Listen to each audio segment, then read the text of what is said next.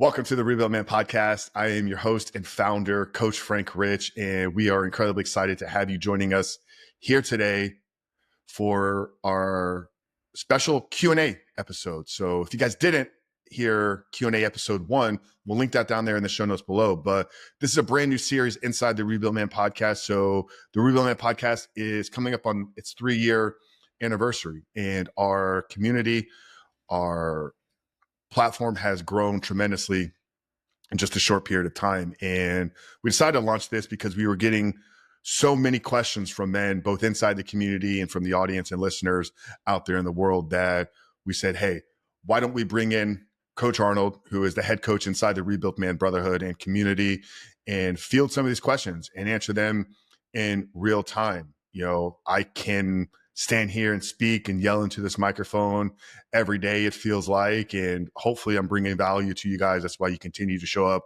and listen. But when we get some back and forth dialogue and exchange, it brings different perspectives. It brings different insights and allows you guys to get these questions answered that are coming directly from you. So Arnold was a member inside of our community just a year ago. He was a man that, just like myself, had struggled for decades with porn addiction, and he had tried all the practices, the meditation, the journaling, the self-development, the 12 steps discovery. We unpack this in his I Am Rebuilt story, but it wasn't until he found the Rebuilt Man and the Reboot Your Life course that all of this began to become together. And through his journey into freedom, he stepped up as a leader inside of our community. And without even getting asked to do it, he started helping other guys. And that's when I said, hey, this is the guy I need to pull by my right side and run this journey with. And he's been a tremendous addition into the team here. He's been a tremendous addition into the community, and that's why we have him featured on these episodes. So we're going to dive in, guys. We're going to answer some of the questions. Some of these came directly after the first episode. So if you guys have questions that you want to get answered, email frank@rebuiltrecovery.com. And like I said, some of the questions we're going to answer today came directly from that first episode, from you guys out there in the audience. And if you're in the community, you know to message Coach Arnold directly inside of school. But Arnold, man, welcome back. Excited to dive into episode 2 here with you today. Glad to be back. Yeah, this is very exciting. All right. So we answered 3 on the first episode. We'll see what we get in here today. I know you got quite a list there. So let's go ahead and jump into our first question.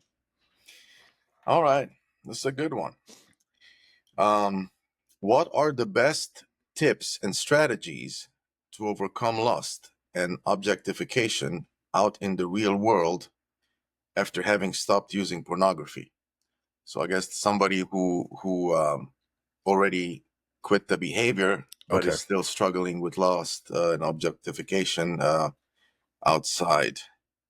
All right.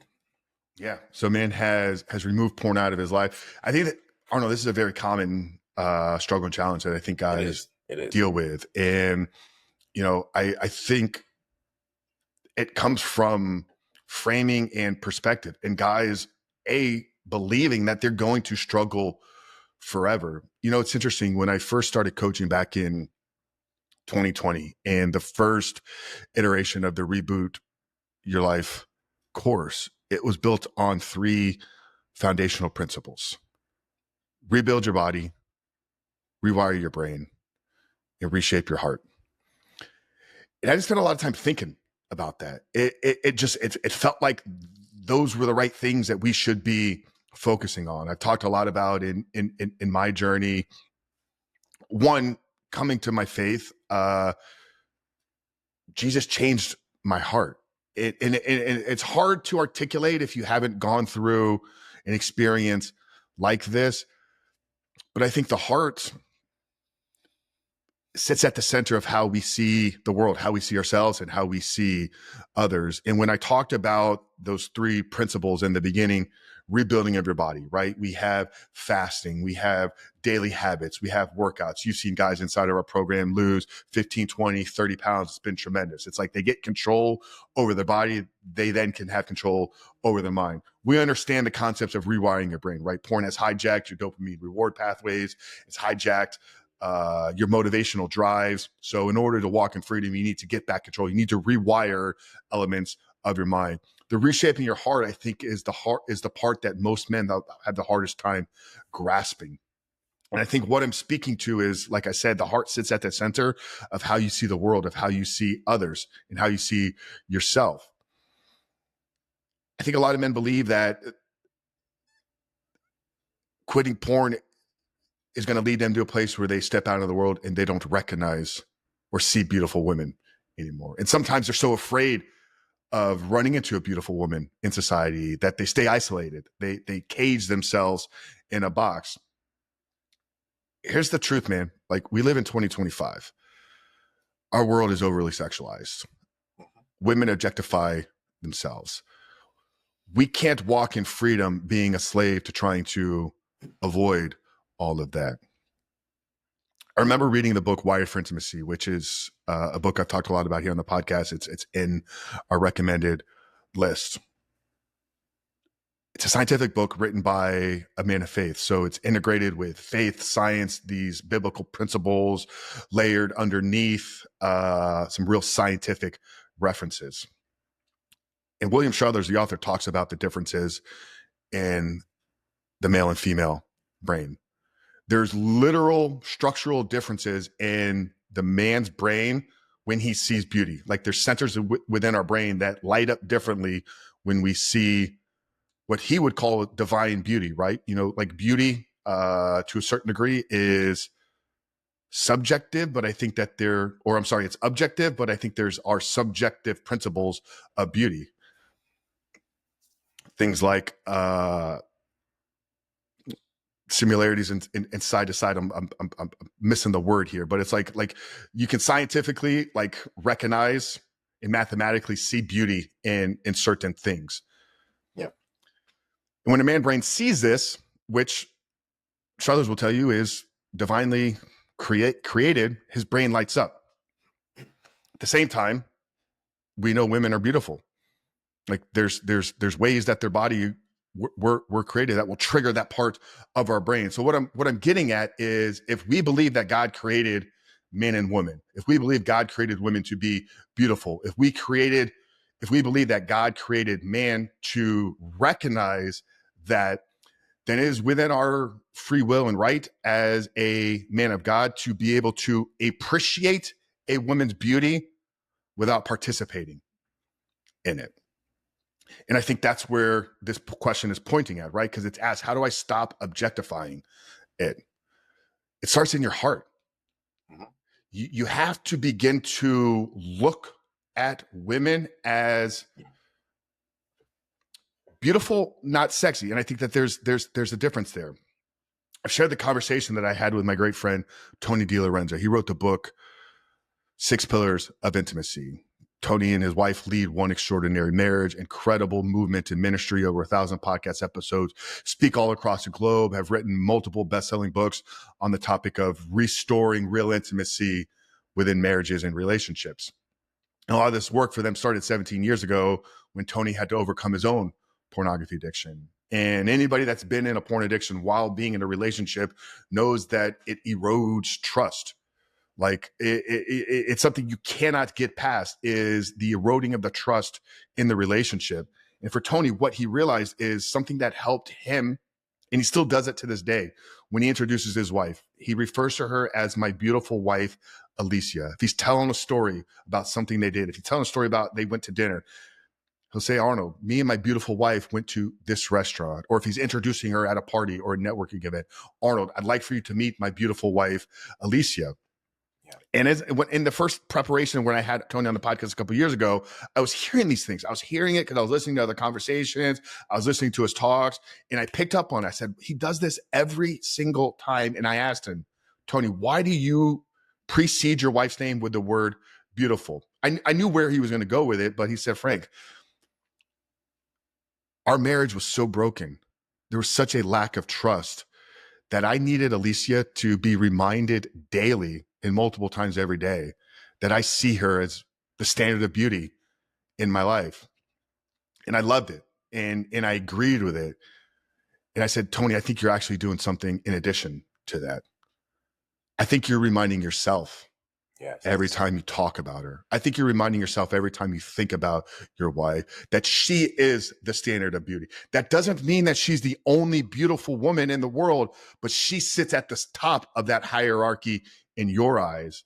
And he stopped and he paused, and it kind of like shook him because he felt that. He said, Frank, you know what? He's like, I truly do feel that. He's like, and it's interesting because here they are 17 years removed from a struggle with pornography addiction. And he shared a story. Frank, we were walking down the street the other day, like we were going to a pub, and a beautiful woman, like model, like they live in California, beautiful women everywhere, walked by. And his wife, Alicia, nudged him on the arm and said, Tony, God did good with that one. It's like he's been able to build so much trust back in his relationship that his wife will now go out and say, there's a beautiful woman. And she does it from a place of like respecting and appreciating. Hey, that's a beautiful woman. God did good. So, I think to answer the question here, because I said a lot, it starts within your heart. What are your thoughts when you're alone about women? What are your thoughts before you step out into public? Are you afraid that you're going to see a woman that is going to cause you to objectify her? Because here's what we know about the mind is if that's what you're thinking before you step out into public, that's what you're going to see, that is what you will find. If you spend time in meditative prayer, if you spend time in journaling sessions, if you begin to have internal conversation and dialogue about appreciating and acknowledging women's beauty versus objectifying, you will begin to rewire your mind, which will reshape your heart. So I know I said a lot there. I hope you got something to add, but I'd love to get your thoughts on everything that I kind of just said there.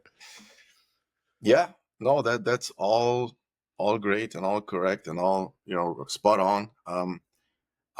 This was something I personally struggled with, and so I understand exactly where this person's coming from. And about the heart you mentioned, I just wanted to say on my cup, this is my favorite cup. It says this: listen to the wind, it talks. Listen to the silence, it speaks. Listen to your heart, it knows. I love that. And like you were saying about the heart. So the question when I first saw this, said, what are the best tips and strategies to overcome lust and objectification out in the real world after having stopped using pornography?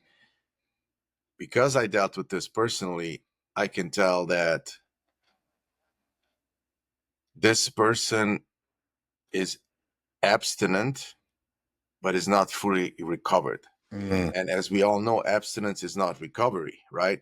So yes, he has addressed the physical aspect of it, the acting out, the watching pornography, right? And you can achieve that by, let's say you do blockers or you remove yourself from environments like alcoholics do. I stay away from friends that drink, stay away from bars. But there's another work that has to be done to address those urges that, if you don't address them, you can go to the moon and sit there and it'll still torment you. That's why our program is holistic. We approach everything, right? We approach and this goes for everything in life, like including cancer, for example. People get cancer, they go get surgery, and then they remove the physical expression of the cancer. But if the person doesn't do the emotional inner work, it comes back. Yeah. And it can come back as many times as until you do the work. And that's why, to me, this person who's asking this question is still having a struggle that is not addressed, because I too was in the same boat. And I know I would go to the gym and even though I wasn't looking at anything, it was still there when I would still get triggered, or I would still find myself objectifying. And that only goes away if you do the second leg of the thing, which is, first step is put distance between you and porn. You got to do that first, and then start to work on why do you still want to reach for it. And yes, you can live a life of abstinence, and that's great, but it's not quite freedom, because you still get tormented by these thoughts, and you can't call that freedom, right? So I would say that there are still parts that needs to be addressed, that he's not holistically healed. Mhm. So that's my take on this, that there Yeah. some unfinished business, right? Some Yeah. unfinished It's healing. it, it's it sounds like this individual has lacked a true identity transformation. Yes. Like you Yeah. said, they're still operating in the world of recovery as the man that still struggled with porn. Right. And once you step into a new identity, the old struggles and challenges don't haunt you Exactly. anymore. Right. You That's know, how you know you've overcome them, right? Like you said, Tony DeLorenzo, same thing with my wife. Like she points out women on the street because we're at that level now where it yeah. doesn't, and that goes for everybody. Somebody who had a problem with eating, now a box of donuts does nothing for them, and that's Mhm. how you know Yeah. you truly moved on and you've got healed. Yeah. Same thing So when the I go question to the is, gym. Yeah. yeah, the question is asking for tips. Maybe they've recognized, hey, like I still feel like I'm the struggling man. So what would be, Oh, the three tips. Yeah. tips to a man to begin to step into a new identity? Well, the tips. So he clearly has the awareness, and that's great. That's the Yeah. first step. Like, okay, I haven't looked at porn, but I still find myself objectifying. So that's something worth exploring, right? I need to do a deep dive, do some journaling, see why am I still doing that. There's still something in there, inside of me that feels the need to still do that. And the problem with this is, if you don't fix it, eventually it can recreate the problem, right? Just like Hmm. with the cancer, if you don't address it, it'll come back. Yeah. So he is in danger of a slip or relapse down the line as long as this stays there. I mean, and you can be very careful and live a life of glorified abstinence, but that's again not freedom. You're still just one arm length away from a slip, Yeah. because you're walking around like. So the tip would be, dive in deep and see why that is the case, Yeah. because we know in this community that freedom is possible, but it has to be achieved through complete identity change. Stopping the behavior doesn't change the identity. It's Hmm. just the first step towards changing the identity. Yeah. And I don't know if we have context on relationship status. I don't know how much in depth he went to, but if he's a married man, I think one thing to check himself in on is how actively is he pursuing his wife, right? If you're stepping Yes. out of the world and you're pursuing other women with your eyes, but Right. your wife is sitting at home and she's not getting that attention, that was the change in Tony, right? Like it was every day, multiple times a day, my beautiful wife, my beautiful wife, my beautiful wife. Walked by in the kitchen, the soft, gentle touch, the 6 pillars of intimacy, not seeking a relationship and intimacy just through the act of sex, but are you actively dating your wife?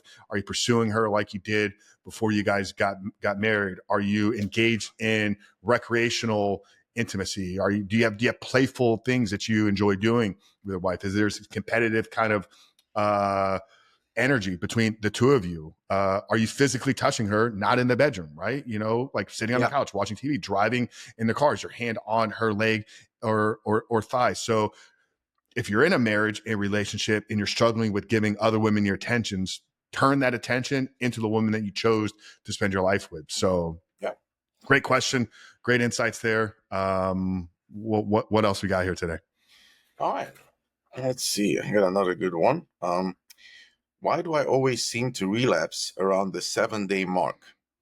No matter how hard I try, I can't get past this first week. So this person seems to have a 7-day cycle that they make Yeah. it and then just starts over at every 7 days. Yeah. Great We've question. had this, that's a great question. And one that we've been addressing very regularly inside of Yeah, our community. And I it's think very what we've common. recognized, yeah, very, very, very common. I think we've had a handful of guys recently that have kind of broke through some barriers and some limiting beliefs, and being wrapped up in belief systems and upper limits, right? So, this question is wrapped in a belief of a person that doesn't believe that they can get past 7 days, right? There's Yeah. this ceiling, there's this glass ceiling on their belief system that 7 days is the mark.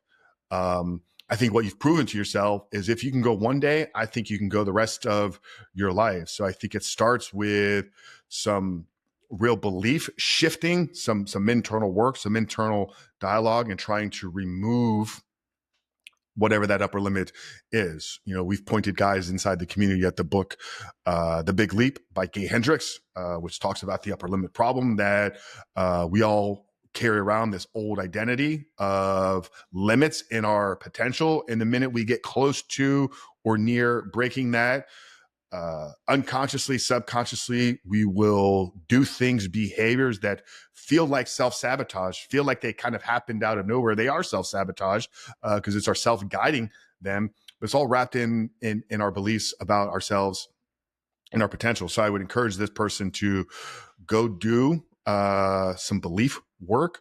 What are the beliefs, not just in this area, but every single area of your life that are holding you back? And what other patterns in your life do you see this type of upper limit problem, right? Like, where do you make success and then pull it back? Because it's probably, if it's happening here, it's not just happening in this area of his life. It maybe could be happening in his fitness, in his finances, in his relationships. So a lot of this is going to be rooted once again in the common theme in response to these questions. It's like some identity shifting needs to take place. Yeah. So my take on this is, the fact that it's every 7 day, that really indicates a pattern, which is a cycle, and this whole behavior is running on a cycle. It is a cycle, right? And it's all subconscious. And a lot of times you don't even know it. I've had this with Mondays. For me, Monday was a day when I would get triggered. And a lot of times I wouldn't know what day it was, but I could tell what day it was based on feeling triggered. Because the subconscious has this like belief, and they're like, okay, we're getting triggered every day. And even if I don't look at the calendar, it's like your body just knows. Mm-hmm. And like you said, this is an affirmation of your limit. You're saying every 7 days I struggle. That's a belief, and you're affirming it every time you speak it. You're literally saying I struggle, and every 7 days. So it's like your subconscious is like, okay, your wish is my command. Every 7 days, you don't even have to worry about it. As a matter of fact, just relax. I'll just remind you, because that's how it works, right? And that's why the whole mantra, one day at a time, is so powerful, because every day when you restart today, it says new day, new lifetime. All I have to do is just one day and then redo the next day. And some folks who do like the 7 day or 10 days, they feel like, okay, I'm free now. I'm in the clear, because it doesn't come right the next day. It comes after 7 days. And then it usually hits you out of nowhere, because you're like, I was just fine for 6 days, and all of a sudden, and then you slip. So I would first like to congratulate this person for the awareness that they figured out that, okay, there is a pattern that repeats itself every 7 days. And that's very important, because that's the first step. You can't solve a problem you don't know you have. So, okay, now you know you have a cycle of 7 days that you seem to be clear and threat-free, nothing's going on, but then at the 7 days. So now that you know that, you can be proactive and prepare. Expect it to come. You know it's coming, and that's how you undo it, by meeting it with awareness. You vigilant, you put systems in place. Okay, so I know I struggle on the 7 days. What do I do on those days? I even taken days off work when I knew a day is coming, and I did extra walks, extra journaling, whatever, just dial up the mindfulness on that day, at least until you get over this repetitive thing. And then that's what I would recommend for you have the awareness, and on those specific days, prepare for them ahead of time. Have a plan, and then execute that plan, and focus on the mindfulness more so on that particular day than you would normally on the other days when you have it easier. Yeah, it's interesting what you're saying there, because you said a lot of this is wrapped up in behaviors, or I'm sorry, in patterns of behaviors, patterns of cycles. We could see it every 7 days. There's a pattern, and it's like you recognized, hey, if I'm going to break this old pattern, I need to create new patterns. Like I need to take a day off of work when I normally didn't take a day off of work. I needed to go do an extra journaling session. I needed to go do something different to break that pattern. Right. I mean, I even encourage people to like changing of environments. You did this recently. Like you moved the furniture within your office space, just to give your subconscious now something that it had to kind of navigate differently through. So if you recognize that there are patterns that are causing you to frequently relapse every 7 days, break and change those 7-day patterns and create new patterns for you to have to navigate through. And it'll force you just to have and operate with a higher level of awareness. Right. Because, I mean, reality is this person made a slip part of their pattern. Yeah. They made it part of their habit. It's like every 7 days I slip. It's like, you might as well put it on the calendar, because that's exactly what it is. And yeah, I mean, it's something that's subconsciously programmed, and you're executing it. It's like on the calendar. This day I have a meeting, like every 7 days I have a slip. It's a scheduled thing. So like you said, you have to break it, and that's what's gonna throw the whole thing off. When you do something out of the pattern, it's gonna be like, whoa. And you do that more often, then you break the pattern. Yeah. I love it. Guys, we're gonna cap this one at 2 questions. We went long-winded in the first one, but I think there's so much depth and context. We want to keep these episodes under 30 minutes, because the feedback we have gotten is you guys enjoy the shorter episodes. Obviously, we're going to be back here very, very soon. We told you guys in the first episode, this will become a regular, reoccurring series and sequence, and we got a list of questions we haven't yet made it through. So we will continue to connect, to record, to pump these episodes out as often, as frequent as we can. And like I said, if you guys have questions that are out there and you want to get them answered, email those questions over to Frank at rebuiltrecovery.com. If you're watching on YouTube or listening on Spotify, you can drop them down in the comment section below. We'll constantly be engaging and checking in there. And if you're in the school community, message those directly over to Arnold inside the platform over there. But guys, we appreciate you. We love you. Arnold and I both just feel an immense amount of gratitude to be able to do this work, to be able to support not just the men inside of our community, but now this global audience of Rebuilt Man listeners. And guys, if you are looking for a place, looking for a community of real brotherhood, of real actionable frameworks and tools to help you step into a new identity, for you to rebuild your body, rewire your brain, reshape your heart, I want to invite you to join us inside the 7-Day Reset. Absolutely free. This is the beginning of our program that helps you build some momentum, helps you begin to unpack some of these root cause issues and begin to rewire those habits. And by clicking the link down there below or visiting the rebuiltman.com/7-day reset, not only do you get access to the 7-Day Reset for free, but you get 1 week free inside of our brotherhood community. So you get access to myself, you get access to Coach Arnold, you get access to all the men that are navigating, walking this journey out there to support you and guide you. And you can join us on our group brotherhood calls there as well. So visit the rebuiltman.com/7-day reset. Like, subscribe, rate, review. Arnold, any final words as we part here today? Just if they have any questions, we'd love to answer them. You can even drop it in the comments or wherever. Any source will happy jump on here and talk about them. So this is helpful, insightful, and we really could do this all day. We really could. But we both got other things we got to get onto. And like I said, we want to keep these things short, sweet, and digestible for you guys. So Q&A, episode 2. We love you guys. For Coach Arnold, Coach Frank, we'll see you in the next one.